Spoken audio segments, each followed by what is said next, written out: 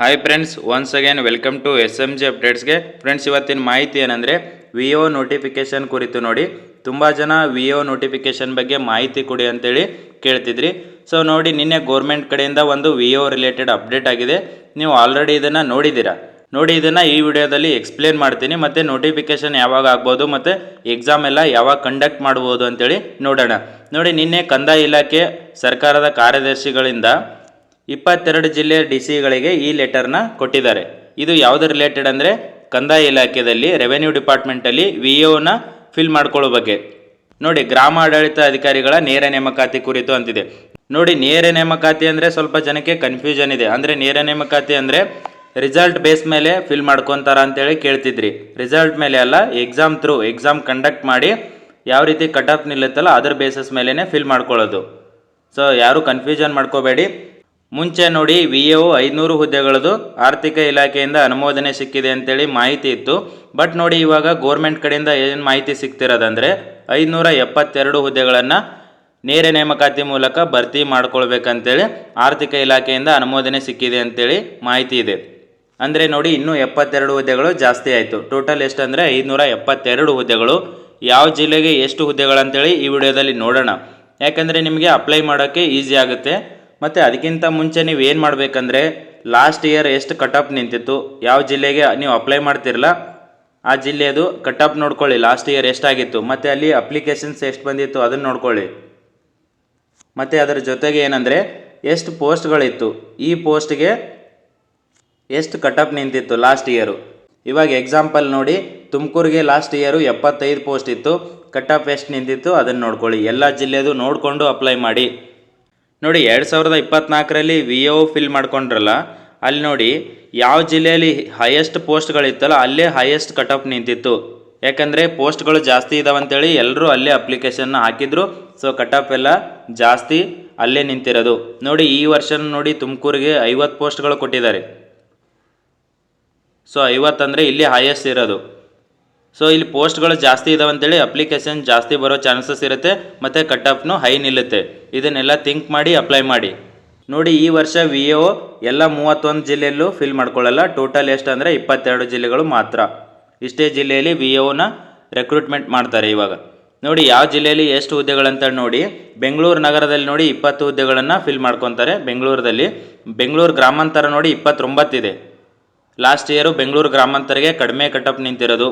ನೋಡ್ಕೊಳ್ಳಿ, ನಾನು cut off video ಮಾಡಿದ್ದೀನಿ ಮತ್ತು ಅಪ್ಲಿಕೇಶನ್ಸ್ ಬಂದಿರೋದು ಮಾಡಿದ್ದೀನಿ.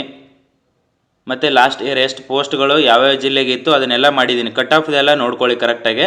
ನೋಡಿ, ಚಿತ್ರದುರ್ಗಕ್ಕೆ 15 ಪೋಸ್ಟ್ ಇದೆ. ಚಿಕ್ಕಬಳ್ಳಾಪುರಕ್ಕೆ ನೋಡಿ 21 ಪೋಸ್ಟ್ ಇರೋದು. ತುಮಕೂರಿಗೆ ನೋಡಿ 50 ಪೋಸ್ಟು ಹೈಯೆಸ್ಟ್ ಕೊಟ್ಟಿದ್ದಾರೆ ನೋಡಿ. ಮತ್ತು ತುಮಕೂರಿಗೆ ಲಾಸ್ಟ್ ಇಯರು ಇಲ್ಲೇ ಹೈಯೆಸ್ಟ್ ಇತ್ತು. ಅಂದರೆ ಎಷ್ಟಂದರೆ 75 2024ರಲ್ಲಿ. ಅದೇ ರೀತಿ ಈ ವರ್ಷ 50 ಪೋಸ್ಟ್ಗಳನ್ನು ತುಮಕೂರಿಗೆ ಕೊಟ್ಟಿದ್ದಾರೆ. ಮತ್ತು ನೋಡಿ, ಶಿವಮೊಗ್ಗಕ್ಕೆ 18 ಪೋಸ್ಟ್ ಇದೆ. ಕೋಲಾರದಲ್ಲಿ 22. ಕೋಲಾರದಲ್ಲಿ ಲಾಸ್ಟ್ ಇಯರು 45 ಪೋಸ್ಟ್ ಇತ್ತು. ಬೆಂಗಳೂರು ದಕ್ಷಿಣದಲ್ಲಿ ನೋಡಿ 30 ಪೋಸ್ಟ್ ಇದೆ. ಮೈಸೂರಿಗೆ 45 ಪೋಸ್ಟು. ಲಾಸ್ಟ್ ಇಯರ್ನು 50 ಪೋಸ್ಟ್ ಇತ್ತು ಮೈಸೂರಿಗೆ. ಮಂಡ್ಯದಲ್ಲಿ ನೋಡಿ ಜಾಸ್ತಿ ಪೋಸ್ಟ್ ಇದೆ. ಎಷ್ಟಂದರೆ 50 ಪೋಸ್ಟ್ ಇದೆ. ಹಾಸನದಲ್ಲಿ 35 ಇದೆ. ಉಡುಪಿಯಲ್ಲಿ 10 ಪೋಸ್ಟ್ ಇದೆ. ದಕ್ಷಿಣ ಕನ್ನಡದಲ್ಲಿ ಜಾಸ್ತಿ ಇದೆ ನೋಡಿ 37. ಲಾಸ್ಟ್ ಇಯರ್ ಇಲ್ಲಿನೂ 45 50 ಪೋಸ್ಟ್ ಇತ್ತು. ಚಾಮರಾಜನಗರದಲ್ಲಿ ನೋಡಿ 31 ಪೋಸ್ಟು. ಚಿಕ್ಕಮಗಳೂರಿನಲ್ಲಿ ನೋಡಿ 10 ಪೋಸ್ಟ್ ಇದೆ. ಬೆಳಗಾವಿಯಲ್ಲಿ ನೋಡಿ 48 ಪೋಸ್ಟ್ ಇದೆ. ಬಾಗಲಕೋಟದಲ್ಲಿ 16 ಪೋಸ್ಟು. ಗದಗದಲ್ಲಿ 14 ಪೋಸ್ಟ್ ಇದೆ. ಹಾವೇರಿಯಲ್ಲಿ 15 ಪೋಸ್ಟು. ಕಲಬುರಗಿಯಲ್ಲಿ ನೋಡಿ 35 ಪೋಸ್ಟ್ ಇದೆ. ನೋಡಿ, ಇಲ್ಲಿ HKದಲ್ಲಿನೂ ಸಪ್ರೇಟ್ ಮಾಡ್ತಾರೆ. ಈ ಕಲಬುರಗಿ, ಬೀದರ್ ಏನು ರಾಯಚೂರು ಇದೆಯಲ್ಲ, ಇಲ್ಲಿ HKನೂ ಸಪ್ರೇಟ್ ಆಗುತ್ತೆ. ಬೀದರ್ದಲ್ಲಿ ನೋಡಿ 16 ಪೋಸ್ಟ್ ಇದೆ. ರಾಯಚೂರದಲ್ಲಿ 5 ಪೋಸ್ಟು. ಟೋಟಲ್ ನೋಡಿ 500 ಹುದ್ದೆಗಳಂತ ಮಾಹಿತಿ ಇತ್ತು ಮುಂಚೆ. ಬಟ್ ಇವಾಗ ನೋಡಿ 572 ಹುದ್ದೆಗಳನ್ನು ಕೊಟ್ಟಿದ್ದಾರೆ. ಸೊ ಇನ್ನೂ 72 ಪೋಸ್ಟ್ಗಳು ಜಾಸ್ತಿ ಆಯಿತು VOಗೆ. ಒಳ್ಳೆ ಅಪಾರ್ಚುನಿಟಿ, ಇದನ್ನು ಮಿಸ್ ಮಾಡ್ಕೋಬೇಡಿ. ಯಾಕಂದರೆ 2024ರಲ್ಲಿ 1000 ಪೋಸ್ಟ್ದು ನೋಟಿಫಿಕೇಷನ್ ಮಾಡಿದ್ರು. ಇವಾಗ 572. ಸೊ ಇಷ್ಟೇ ಆರ್ಥಿಕ ಇಲಾಖೆಯಿಂದ ಅನುಮೋದನೆ ಸಿಕ್ಕಿರೋದು. ಎಷ್ಟಂದರೆ 1572. ಸೊ ಈ ಗೋರ್ಮೆಂಟ್ ಮುಗಿಯೋವರೆಗೂ ಇಷ್ಟೇ VO ರೆಕ್ರೂಟ್ಮೆಂಟ್ ಆಗೋದು, ಬೇರೆ ಹೊಸದಾಗಿ ಆಗಲ್ಲ. ಸೊ ಇದನ್ನು ಮಿಸ್ ಮಾಡ್ಕೋಬೇಡಿ. ಯಾಕಂದರೆ ಬೇಗ ಅಪಾಯಿಂಟ್ಮೆಂಟ್ ಆರ್ಡರ್ ಎಲ್ಲ ಸಿಗೋ ಚಾನ್ಸಸ್ ಇದೆ ರೆವೆನ್ಯೂ ಡಿಪಾರ್ಟ್ಮೆಂಟಿಂದ. ಲಾಸ್ಟ್ ಇಯರ್ ನೋಡಿರ್ಬೋದು, ಕೃಷ್ಣ ಬೈರೇಗೌಡ ಸರ್ ಇದ್ದರು ಮಿನಿಸ್ಟ್ರು ಕಂದಾಯ ಇಲಾಖೆಗೆ. 6 ತಿಂಗಳಲ್ಲಿ ಅಂದರೆ ಅಕ್ಟೋಬರಲ್ಲಿ ಎಕ್ಸಾಮ್ ಮಾಡಿ ನೆಕ್ಸ್ಟ್ ಏಪ್ರಿಲ್ ಎಂಡಿಗೆ ಆರ್ಡರ್ ಕಾಪಿನ ಇಶ್ಯೂ ಮಾಡಿದ್ರು. ಅಂದರೆ 6 ತಿಂಗಳಲ್ಲಿ ಎಲ್ಲ ಪ್ರೊಸೆಸ್ನ ಮುಗಿಸಿ ಆರ್ಡರ್ ಕಾಪಿನ ಕೊಟ್ಟಿದ್ದಾರೆ. ನೋಡಿ ಇವಾಗ 1 ವರ್ಷ ಮೇಲಾಯಿತು, 1 ವರ್ಷದ 2 ತಿಂಗಳಾಯಿತು ವಿ ಎ ಅವರು ಜಾಬ್ ಮಾಡ್ತಿದ್ದು. ಸೊ ಅದರ ಸಲುವಾಗಿ ಬೇಗ ಮಾಡೋ ಚಾನ್ಸಸ್ ಇರುತ್ತೆ. ನೀವು ನನ್ನ ಚಾನಲ್ನ ನೋಡಿ ವಿ ಎ ರಿಲೇಟೆಡ್ ಎಲ್ಲ ವಿಡಿಯೋಗಳನ್ನು ಮಾಡಿದ್ದೀನಿ. ವಿ ಎಗೆ ಡಾಕ್ಯುಮೆಂಟ್ ಮಾಡಿದ್ದೀನಿ, ಎಲ್ಲ ಜಿಲ್ಲೆದು ಕಟಪ್ ಮಾಡಿದ್ದೀನಿ, ಮತ್ತು ಅದರ ಜೊತೆಗೆ ಅಪ್ಲಿಕೇಶನ್ಸ್ ಎಷ್ಟು ಬಂದಿತ್ತು ಲಾಸ್ಟ್ ಇಯರ್, ಯಾವ ಜಿಲ್ಲೆಗೆ ಎಷ್ಟು ಬಂದಿತ್ತು ಅದನ್ನೆಲ್ಲ ಮಾಡಿದ್ದೀನಿ. ನೀವು ನೋಡ್ಕೊಳ್ಳಿ ಅಪ್ಲೈ ಮಾಡೋಕ್ಕಿಂತ ಮುಂಚೆ. ನೋಡಿ ಮಿನಿಮಮ್ ಅಂದರೆ ಎಷ್ಟು ಸ್ಕೋರ್ ಎಲ್ಲ ಮಾಡಬೇಕು ಎಲ್ಲ ಹೇಳಿದ್ದೀನಿ. ಮಿನಿಮಮ್ ಅಂದರೂ ನೋಡಿ 125 130ವರೆಗೂ ಮಾಡಬೇಕಾಗುತ್ತೆ, 125 to 130. ಮತ್ತು ಫಿಸಿಕಲ್ ಹ್ಯಾಂಡಿಕ್ಯಾಪ್ ಟು ವುಮೆನ್ಸ್ಗೆಲ್ಲ ಕಡಿಮೆ ಇದೆ, 90+ ಎಲ್ಲ ಆಗಿದ್ದಾರೆ ಲಾಸ್ಟ್ ಇಯರ್. ಪೇಪರ್ ಲೆವೆಲ್ ಎಲ್ಲ ಸ್ವಲ್ಪ ಟಫ್ ಆಗಿತ್ತು, 90+, 110 ಈ ರೇಂಜಿಗೆಲ್ಲನೂ ಆಗಿದ್ದಾರೆ. ನೀವು ಏನಿಲ್ಲ ಅಂದರೂ 120 125ಗೆ ಸ್ಕೋರ್ ಇಟ್ಕೊಳ್ಳಿ. ಯಾಕಂದರೆ ನೋಡಿ ಈ ವರ್ಷಕ್ಕೆ ಪೋಸ್ಟ್ನು ಕಡಿಮೆ ಇದೆ, 572 ಇರೋದು. ಲಾಸ್ಟ್ 2024ರಲ್ಲಿ 1000 ಪೋಸ್ಟ್ ಇದ್ದಿತ್ತು. ಸೊ ಅದಕ್ಕೆ ಅಲ್ಲಿ ಏನಾಗಿತ್ತು ಅಂದರೆ ಕಟಪ್ ಸ್ವಲ್ಪ ಕಡಿಮೆ ಬಂದಿತ್ತು. ಹೈಯೆಸ್ಟ್ ಸ್ಕೋರ್ ಮಾಡಿರೋದೇ 145 ಇತ್ತು ಅಲ್ಲಿ. ಎಲ್ಲ ಜಿಲ್ಲೆಯಲ್ಲಿ ಒಬ್ಬರು ಇಬ್ಬರು ಅಷ್ಟೇ ಸಿಗ್ತಿದ್ರು. ಸೊ ಅದೇ KPSC ಕಂಡಕ್ಟ್ ಮಾಡಿದರೆ ನೀವು ನೋಡಿರ್ಬೋದು, PDO CTI ಎಲ್ಲ 140+ ನಿಂತಿರೋದು. ವಿ ಎ ಕಡಿಮೆ ಆಗಿತ್ತು. ಸೊ ಪೇಪರ್ ಲೆವೆಲ್ ಎಲ್ಲ ಸ್ಟ್ಯಾಂಡರ್ಡ್ ಆಗಿರುತ್ತೆ, ನೀವು ಕರೆಕ್ಟಾಗಿ ಸ್ಟಡಿ ಮಾಡಿ. ನೋಡಿ ಇಷ್ಟು 572 ಹುದ್ದೆಗಳು ಯಾವ ಜಿಲ್ಲೆಯಲ್ಲಿ ಅಂತ ನಿಮ್ಗೆ ಗೊತ್ತಿದೆ. ದಾವಣಗೆರೆಯಲ್ಲಿಲ್ಲ, ವಿಜಯಪುರದಲ್ಲಿಲ್ಲ, ಈ ಥರ ಇನ್ನೂ 9 ಡಿಸ್ಟಿಕಲ್ಲಿ ವಿ ಎ ಹುದ್ದೆಗಳನ್ನು ಫಿಲ್ ಮಾಡ್ಕೊಳ್ಳಲ್ಲ. ಸದ್ಯಕ್ಕಲ್ಲಿ ರೆಕ್ರೂಟ್ಮೆಂಟ್ ಬೇಕಿಲ್ಲ ಅನಿಸುತ್ತೆ. ಸೊ ಅದರ ಸಲುವಾಗಿ 22 ಜಿಲ್ಲೆದು ಮಾತ್ರ ಮಾಹಿತಿ ಸಿಕ್ಕಿರೋದು. ಅಂದರೆ 9 ಜಿಲ್ಲೆಯಲ್ಲಿ ಫಿಲ್ ಮಾಡ್ಕೊಳ್ಳಲ್ಲ, ಓನ್ಲಿ 22 ಜಿಲ್ಲೆ. ನಿಮಗೆ ನಿಯರ್ ಜಿಲ್ಲೆ ಯಾವುದಾದ್ರೂ ನಿಮ್ಮ ಬಾಜು ಜಿಲ್ಲೆ ಇದ್ದರೆ ನೀವು ಅಪ್ಲೈ ಮಾಡಿ ಬರೀರಿ. ಪೋಸ್ಟ್ಗಳು ಏನು ಹೇಳಿದ್ದೀನಲ್ಲ, ಹೈಯೆಸ್ಟ್ ಪೋಸ್ಟ್ ಇದ್ದಲ್ಲಿನೇ ಕಟಪ್ ಜಾಸ್ತಿ ನಿಂತಿರೋದು ಲಾಸ್ಟ್ ಇಯರು. ಅದನ್ನೆಲ್ಲ ಥಿಂಕ್ ಮಾಡಿ ಅಪ್ಲೈ ಮಾಡಿ, ಓಕೆನಾ. ನೋಡಿ ಇದನ್ನು ಕಂದಾಯ ಇಲಾಖೆ ಕಾರ್ಯದರ್ಶಿಗಳು ಎಲ್ಲ 22 ಜಿಲ್ಲಾಧಿಕಾರಿಗಳಿಗೆ ಕಳಿಸಿದ್ದಾರೆ. ಏನಂದರೆ ನೋಡಿ ಏನು ಪರಿಷ್ಕೃತ ರೋಸ್ಟರ್ ಮಾಡಿದ್ರಲ್ಲ, 15% ಮೇಲೆ ಇಂಟರ್ನಲ್ ರಿಸರ್ವೇಷನ್ನ ಕೊಟ್ಟು ಹೊಸ 400 ಬಿಂದುಗಳದ್ದು ರೋಸ್ಟರ್ ಆಗಿತ್ತಲ್ಲ, ಅದನ್ನೇ ಅಪ್ಲೈ ಮಾಡಿಕೊಂಡು ಎಲ್ಲ DC ಗಳಿಗೆ ಇದನ್ನು ಸೂಚನೆ ಕೊಟ್ಟಿದ್ದಾರೆ. ಏನಂದರೆ ಗ್ರಾಮ ಆಡಳಿತ ಅಧಿಕಾರಿಗಳನ್ನು ನೇರ ನೇಮಕಾತಿ ಮೂಲಕ ಭರ್ತಿ ಮಾಡಲು ಮಾಹಿತಿಯನ್ನು ನಿಗದಿತ ನಮೂನೆ 6 ಅಂತ ಕೊಟ್ಟಿದ್ದಾರೆ ನೋಡಿ, ಅಲ್ಲಿ ಭರ್ತಿ ಮಾಡಿ ಪ್ರಸ್ತಾವನೆಯನ್ನು ಹಿಂದೆ ಸರ್ಕಾರಕ್ಕೆ ಕಳುಹಿಸಿಕೊಡ್ಬೇಕಂತೇಳಿ ಸರ್ಕಾರದ ಕಾರ್ಯದರ್ಶಿಗಳು ಯಾರಂದರೆ ಕಂದಾಯ ಇಲಾಖೆಯಿಂದ ಅದನ್ನು 22 ಜಿಲ್ಲೆಗಳಿಗೆ DC ಹೋಗಿದೆ.